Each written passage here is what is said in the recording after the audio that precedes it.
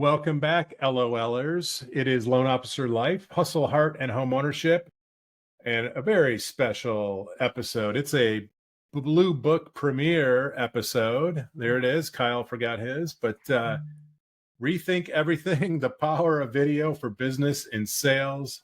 Mike Faraci, Kyle Draper, thank you, boys, for jumping on this pod. Thank you for having us, my man. Yes, sir. So, Kyle, I'm going to start with you. This is number 7, book number 7. That's it. Yep. Yeah. So, for those of you that are, a little slow to the game, been living under a rock, all the proverbial cliches. There's a purple book, number 1, which now, Kyle, is almost 3 years since it's been 2.5 years, Mm-hmm. 2.5 years. right? Yeah. And then Green Book number 2, I believe, in the series. Yep. And then we're about a year and a half into that one. Yep. And like I said, Blue Book number 7. This is all about video, and who better to teach us about video than you two kind of crazy guys. I was gonna say than Mike. He's the centerpiece of this book on purpose.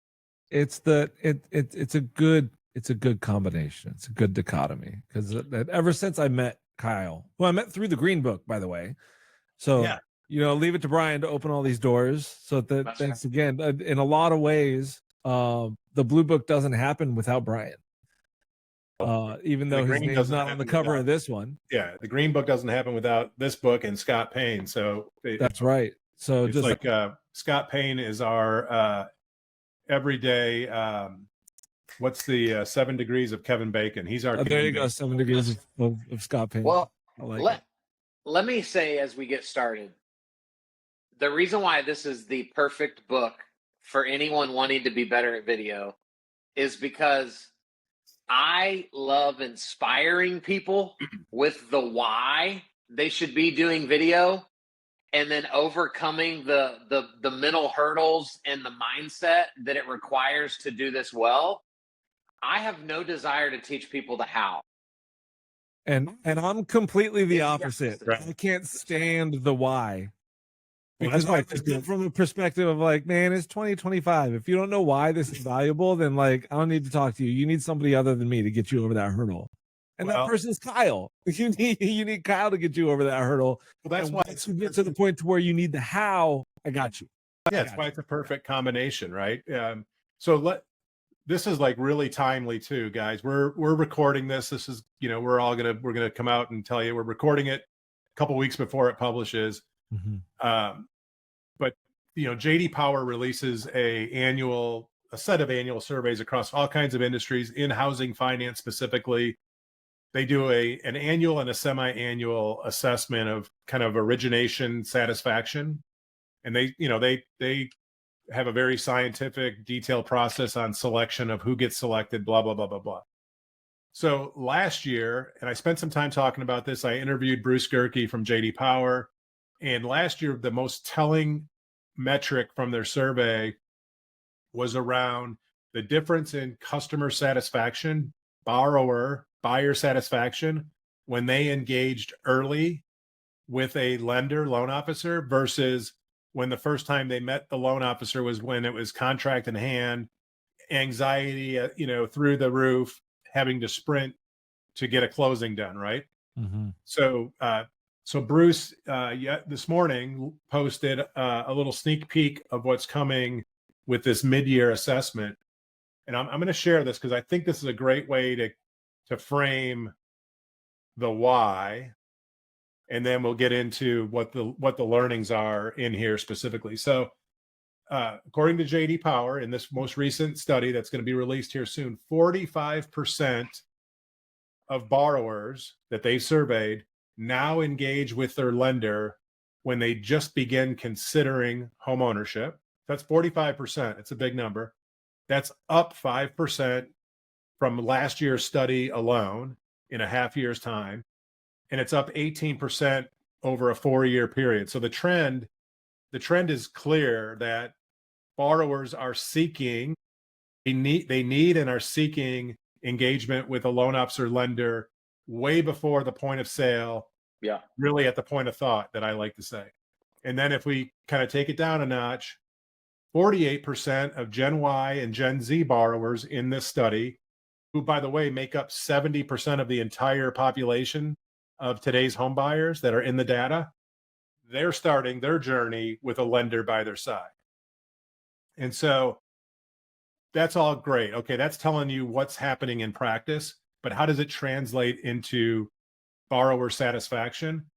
When borrowers connect with a lender before they find a home, their satisfaction across that population is 71 points higher than otherwise, which is massive.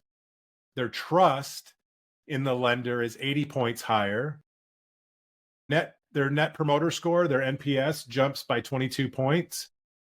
Their likelihood to recommend that lender loan officer rises by 29%. And then repeat business, this is the consumer saying they're likely to do business again with this lender, this loan officer, is 133% more likely. So If that's not just a little uptick on the repeat business side of things. So this is why this is like for, and I know you guys didn't necessarily write this book for loan officers only. It's for really all of us in business. But for our audience, this is a loan officer life podcast, mostly loan officers watching and listening. This JD Power data is the part of the why behind, why you need to be on video. So before we get into the how that's in the book, Kyle, I'd love your reaction, because you and I are about to do a talk together soon. And this is going to tie together. Well, I just think, I think I don't know how we were taught this, but we operate in business from the perspective of, I can't get a referral until I've served you with my business. And that's what that's how I felt years ago. That's what I believe every loan officer believes. And what I've noticed over the years is my greatest referral sources have never been my client. They're simply people that watch my content, and at some point they just think, man, I love Kyle. Like, Kyle's great. I trust Kyle. Kyle and I have so much in common. Kyle and I were in a different season of life together back in the day. And so it just builds this trust. And so now people are like, I want to see Kyle be successful, because I'm just invested into the life of Kyle. I know Kyle's wife. I know Kyle's children. And so I think if we can, from a mindset perspective, realize that, yes, any adult can be a client, but more than that, any adult can be a referral source. That's a game changer in our business if we would operate that way. And so I'm not shocked at all that those are what those numbers are, and that they're only going to continue to grow, because what we're doing right now is where proof and trust is developed, and it costs us nothing. We don't have to have done business together before. And that's why I'm so glad that we wrote this book, and that Mike, out of anyone I could have chose, was the guy I wanted, because nobody does it better than him. Thank you, man. I appreciate that. And I want to toss a couple of things into, like, just because we need to talk about video content, right? Like, we're talking about the book. This is part of the conversation. It's kind of a roundabout way to get into it, but I love where Brian went with all of this. The whole, engaging with people sooner, point of thought, and I love that, because that's the first thing that everybody thinks.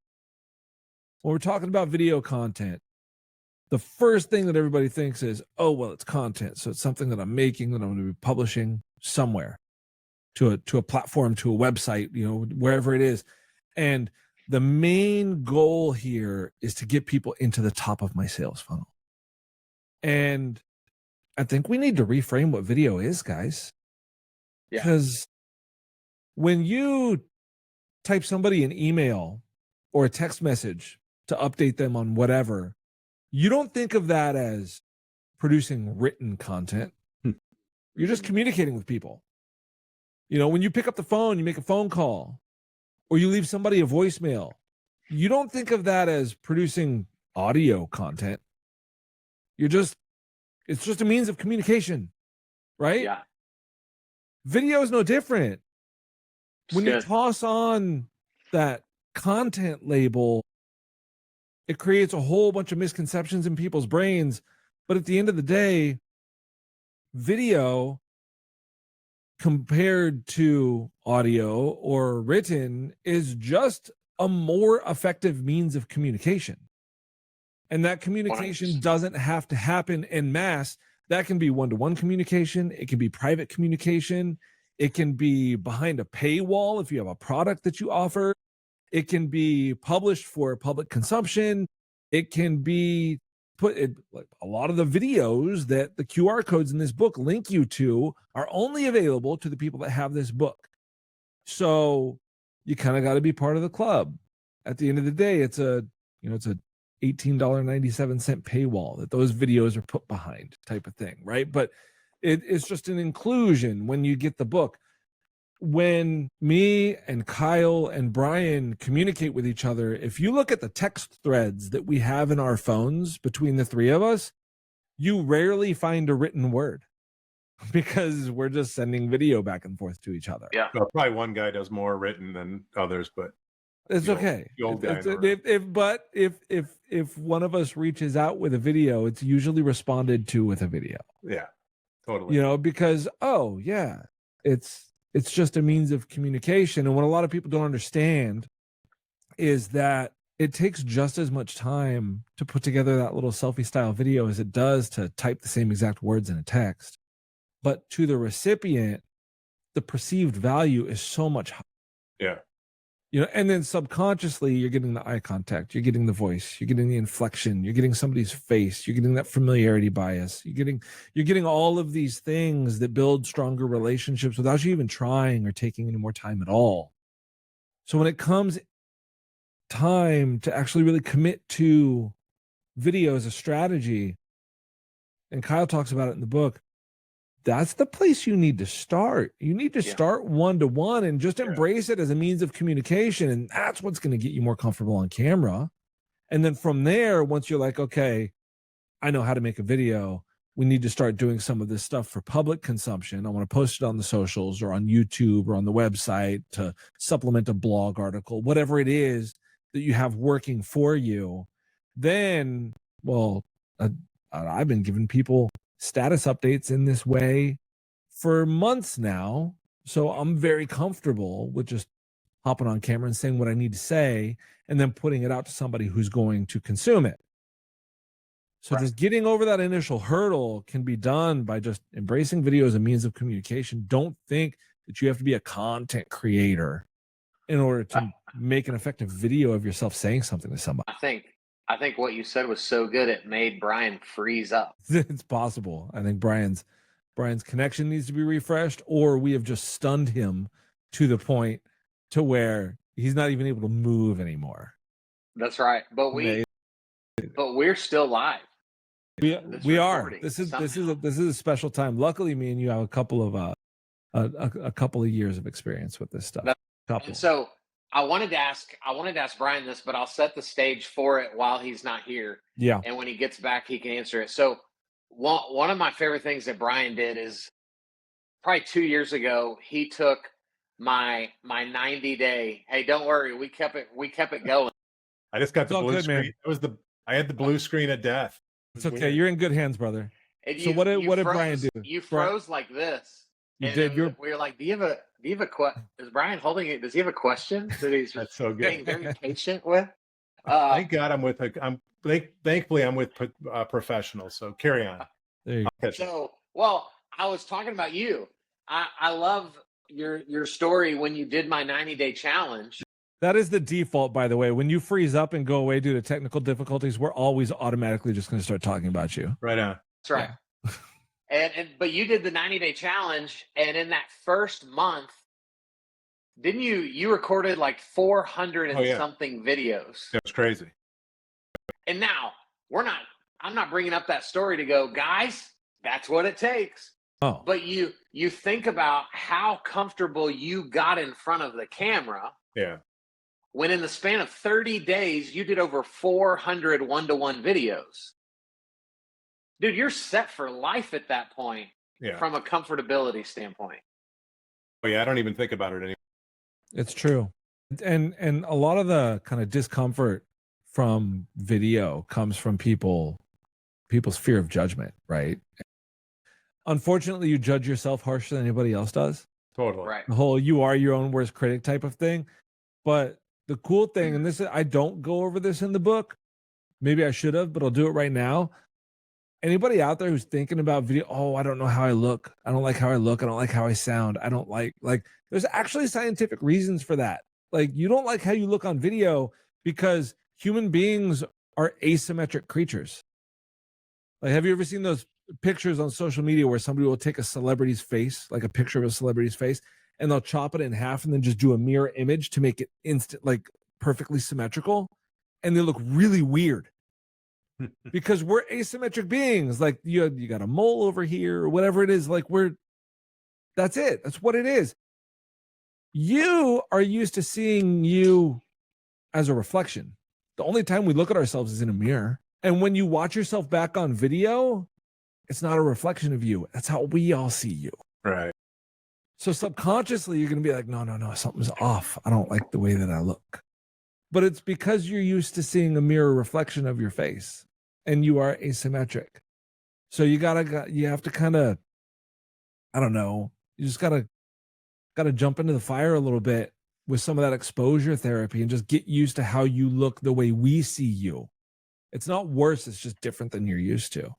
Sound of your voice is the same thing, because when you talk to me and I hear your voice coming straight out of your mouth directly to me, you're hearing your voice come out of your mouth and then bouncing off of all of the things and rattling around in your little brain and your bone cage up here in our head. And like, it's your voice is coming out of your mouth and then back to you, not out of your mouth straight to your ears like it does to us. So you're going to sound different on video, but you just got to trust that you sound the way that we hear you, and you're just not used to that yet. So a lot of it's just exposure therapy when it comes to getting comfortable, and you'll get comfortable in less than 400 videos. Trust me. Oh, no doubt.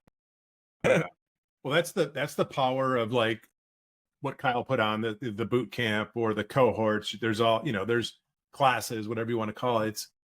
It's oh my God, this thing is going to, sorry guys, I'm going to put this off. My computer keeps trying to upgrade. I'm like, what are you doing? You may have to carry on in a minute. All good. The accountability that comes with, being part of a boot camp or a cohort or a class. And to your point, Mike, I would say it was somewhere inside of 50 of those videos that I started getting really comfortable. And that's right. The last 350 were just like boom, boom, boom, boom, boom. Right. I've been asking people, especially those that have been involved in books, writing books.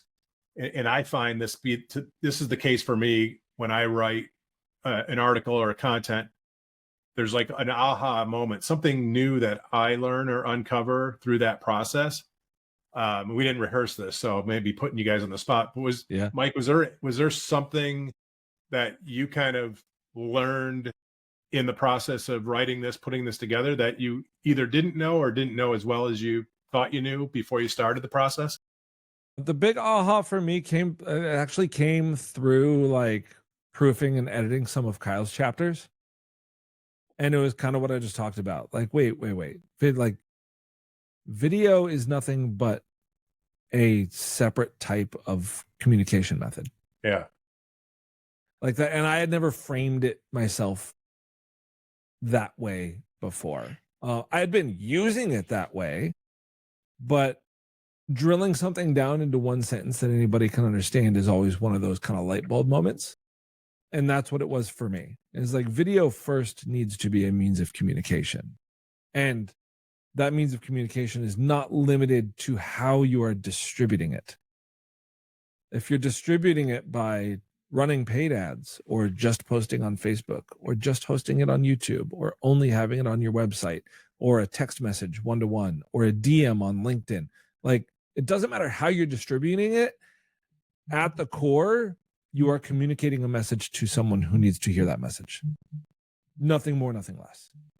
I think breaking it down that simply makes it extremely approachable to somebody. The other thing that came from the book that I didn't expect was when this was all done and packaged up and I actually held it in my hands for the first time, I looked at it and the first thought that came to my mind was, great, time for me to move along. Like, this is the last like 2 to 2.5 years of my life. The messaging, the strategy, the how to, everything that I've been formulating through my business and delivering to clients and will continue to deliver to clients. But now that it's here in this pretty little package, distilled into like its most effective form of the messaging that I can put together, now I'm ready to talk about new and different things. Yeah. You know, because this is now like back pocket messaging for me that I can pull out at any time. And now I've transitioned a lot of my messaging away from video and just into visibility in general, and how that can help your business and different strategies around being more visible. And is video content a big part of that? Of course.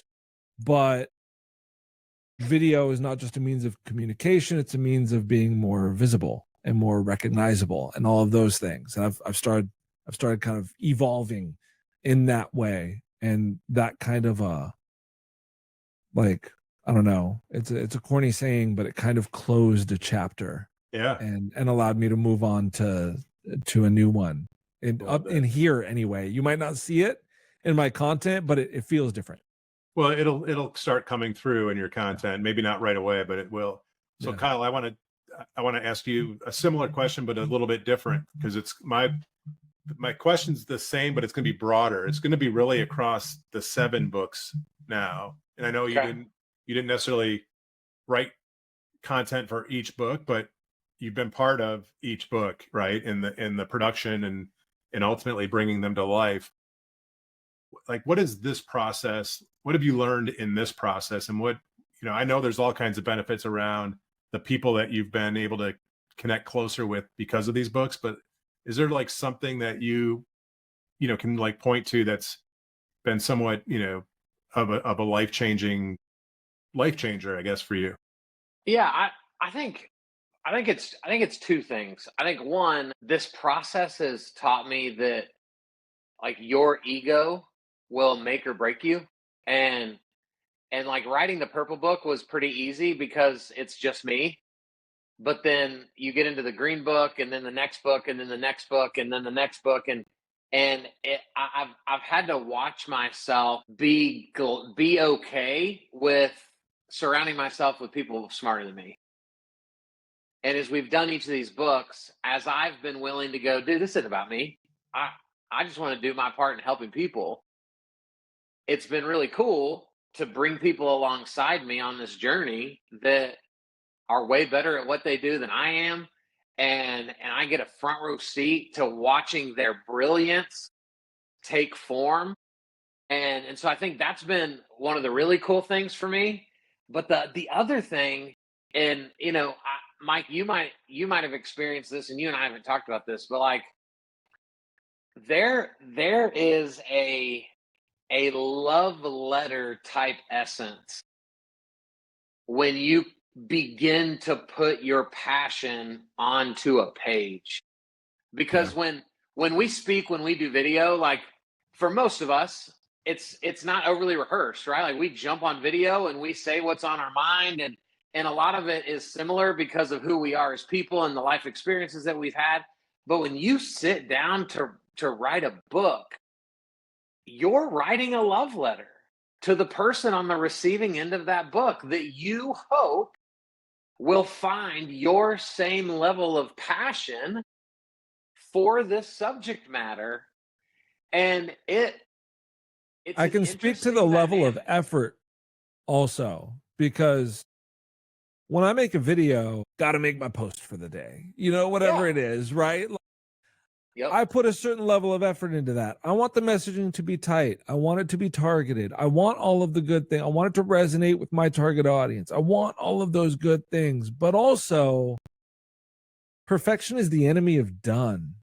Right. If I'm 80% there and it's going to take me another hour to get it 100%, I'm probably just going to publish it because I'm going to be back tomorrow with another at bat. Yeah. You know, if it's not perfect, it doesn't have to be perfect. With this, once you hit publish, man, it's out there, and somebody could find this book 10 years from now. Right. And the extra effort that I put into honing the messaging and making the words on the page something that I truly felt could live on and be, for the most part, unchanged and still applicable for a long period of time. Like that. So yeah, like any good meal at mom's house, right? It's cooked with love. Like that's right. The love letter aspect is absolutely true, but also the extra effort into longevity of that messaging was something that I was very, very cognizant about while I was writing everything. Did you feel like there was a level of vulnerability that you hadn't experienced before? Because now, like, somebody can judge you on a very permanent body of work. And not only can they judge, so quick answer, yes.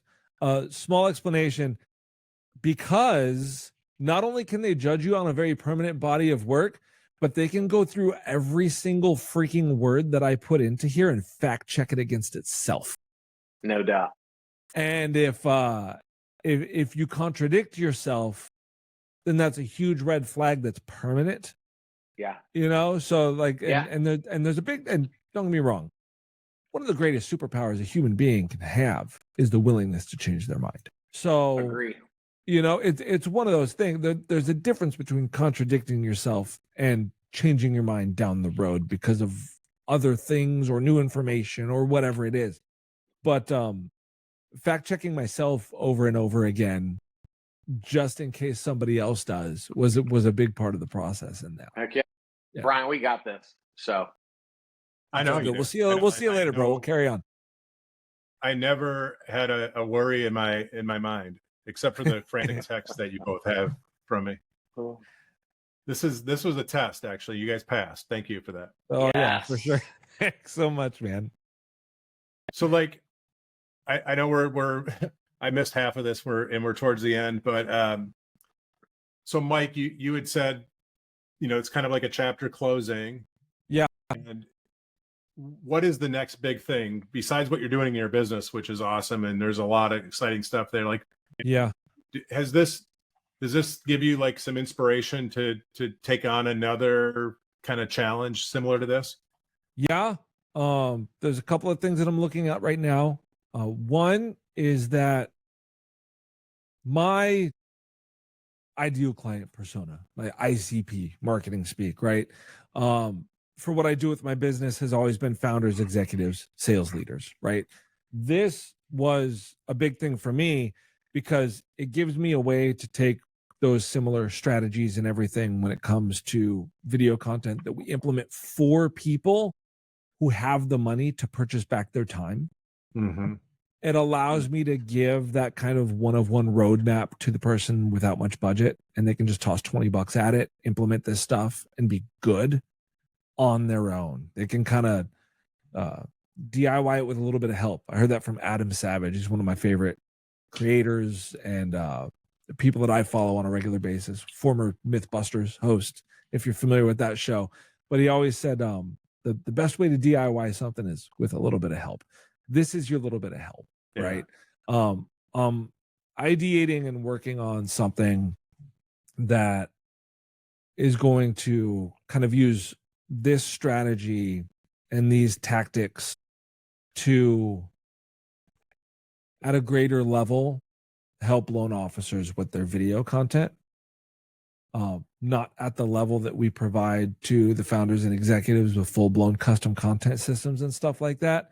But maybe something that's a little bit more automated but still personal, you know, at a much lower price point than we typically offer, because I love loan officers. I was in mortgage for 20 years before I started my agency. Like, this is the language that I speak. These are the people that I work with. These are the people that I love. And I want to have more offerings that can serve them, but not in a way to where I'm saying, oh, if you can't afford such and such price tag per month, then we just can't work together. Like I'm working on developing more ways to serve the people that this book is for. I love that. Yeah. I love the, I'm going to take that. I'm going to steal the quote. I love the people that can afford to buy back their time. That was like, that's everything's a time or money equation, right? Everything costs something. Like when people say, oh, how do I get into video? How do I get into social? How do I start making an impact? I want to generate leads. I want to create conversations. I want to do all of this. It's like, great. It's going to cost you. It always costs you. Just because you have all the tools that you need right here doesn't mean it's free. Yeah. Because if you're not spending money, you're going to be spending time. That's right. And if you don't have the time, but you have more money, then you can spend the money. And that's when you hit up my website, go over to hittheredbutton.com, and it costs you an hour per month of time plus some money. Yeah. And we implement all this stuff for you. Or it costs you $18.97 and your time. Yeah. Right. So it's a time or money equation when it comes to anything. Love that. So Kyle, I'm going to close with a question for you, similar, but maybe again, slightly different. You're involved in a lot of stuff. You've got your higher culture business that's growing, which again, in the theme of buy back your time, that's exactly what you guys do in the core of that business. I know of at least 3 books that are in some form of development, maybe more. Besides that kind of stuff, Kyle, what can people expect from you? What's coming down the pipe that's big from Kyle Draper? So I'm going to answer this differently than you might have intended that I answered it. I feel like I've always been the speaker guy, and I've always judged myself to other people from a speaking perspective, and thought, oh, well, I'm better than them at speaking. I should be speaking way more. And that's been kind of who I've been. This year, I just really decided, you know what? Speaking's great. I'm great at it, but I want people to know me as a brilliant business guy that grew things of significance, that served other people and created opportunity for other people. And so, are there going to be more books? Of course there'll be more books. But I'm really focused right now on how do I grow something of significance so that people can clearly see the way that I lead.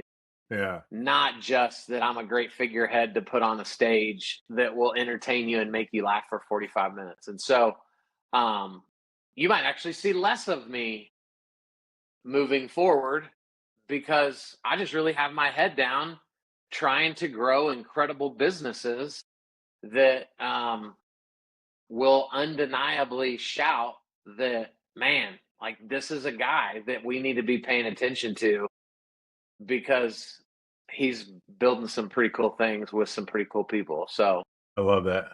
I know how you operate. You got to tell us what's the thing you're most excited about right now. You can give me what's the business you're either most excited about right now, or what is your most recent URL you purchased? Oh yeah, because I know you. Dude, that's hilarious. You get an idea, you get excited about it, and then you go buy 5 URLs.